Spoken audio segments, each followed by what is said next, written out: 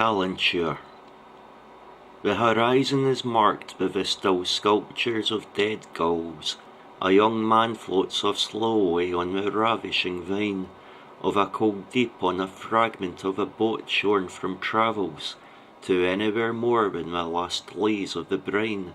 The lines of breakers are baying like flogged hobbled horses, which still I have fresh knowledge of when their bitter wine plunges through depths of sorrow in their more remote courses, to lead my lopped craft to their strands serpentine, strands of hair as the long drifting ropes of the seaweeds cling closer to broken spars and masts making trees, long cypresses marking the empires of lost deeds, fling my own rope towards the tall rays of their stays.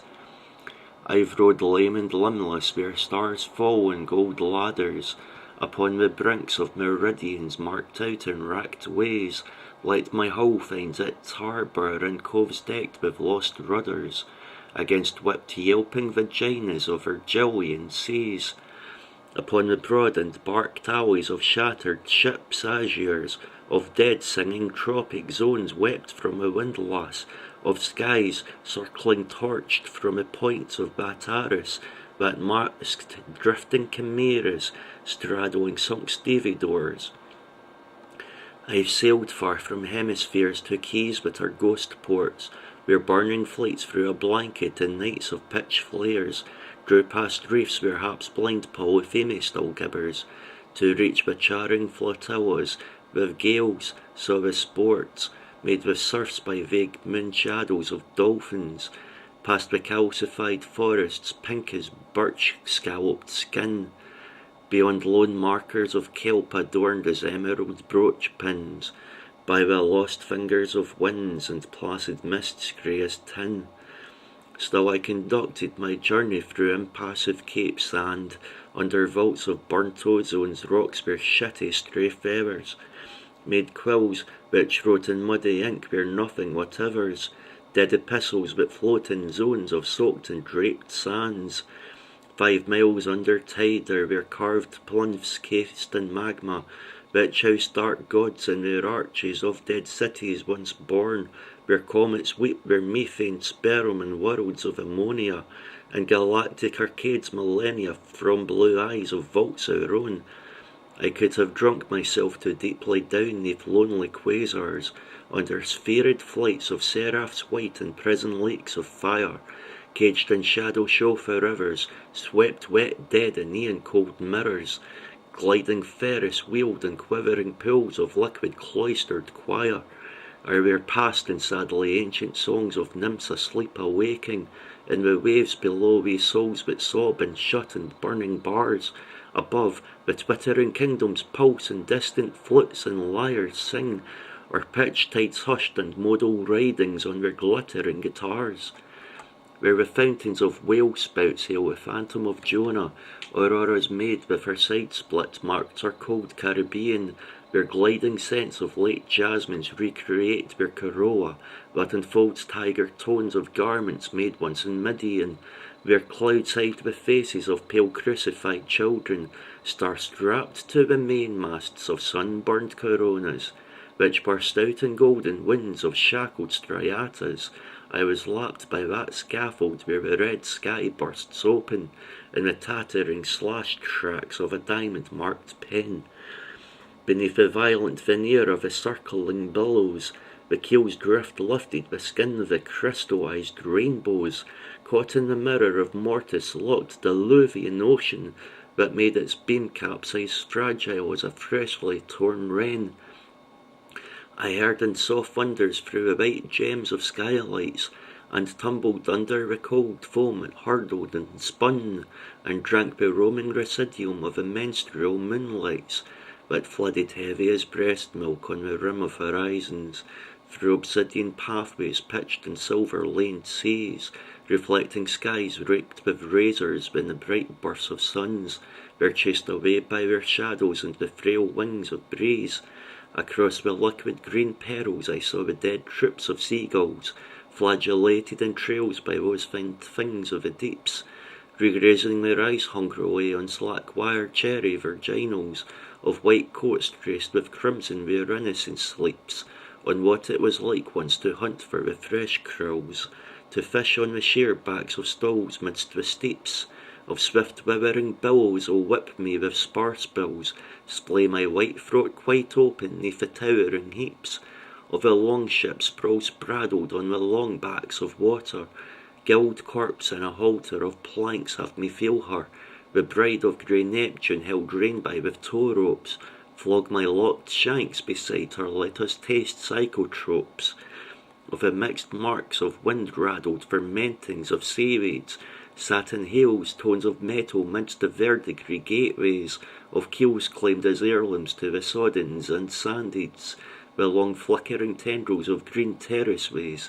thrash me hard with salt tendons, you naiads and blue glades, constellations of cuts preserve your map of past journeys, strip the flesh into petals that foam forth new Pleiades, that are abandoned by starlight, but flays where it fades, into the skin worn to poppies, tear me deeper into new braids, strip the flesh into petals that foam forth new Pleiades, constellations of cuts preserve your map of past journeys, that are abandoned by starlight, but flays where it fades.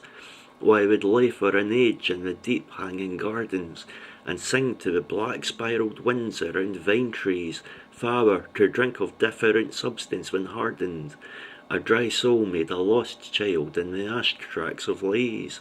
I have mastered the art of my travail so travelled, have crossed pain from pleasure with somnambulant days, yet now all the rigging stripped the light is unravelled on the heaving intestines of the storm-porched seas. I'd rather go away to topaz coasts where pining dryads roam, and play the mates of minotaurs who send their valiant young, safe from a bleaker breath of tsunamis black currents oversprung, to bathe their sex in rims of silver shores that sigh so far from home, to snow-bound breasts of melting origami, rocks and vapour. Let the clefts of distant pealing bells rise up beyond their staves,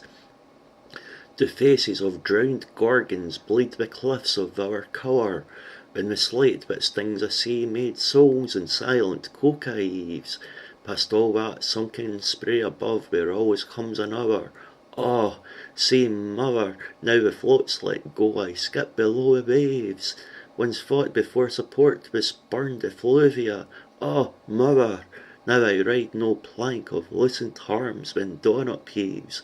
embracing the oblivious oars of drift that turn to cinders.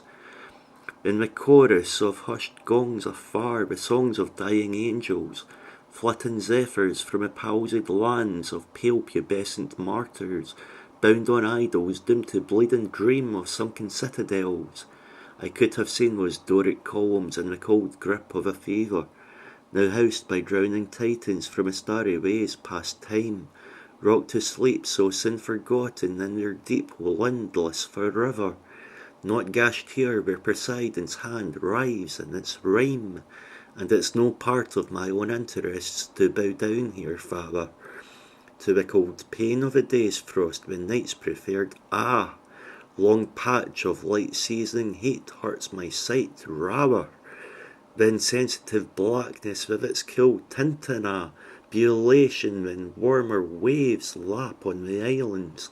like points made by marbles where a moon makes her isle, shook with the tinnitus chiming of beckoning headlands, when the senses are stretched past their dream infantile,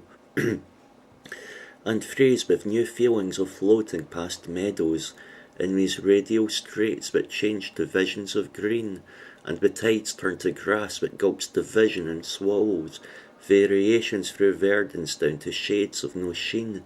beyond the colour of our eyes, papa, or that of the vessels, of glass that's as dimmed as the still fluid I'll ride through, with sides cut by cravings when a greener hope travels,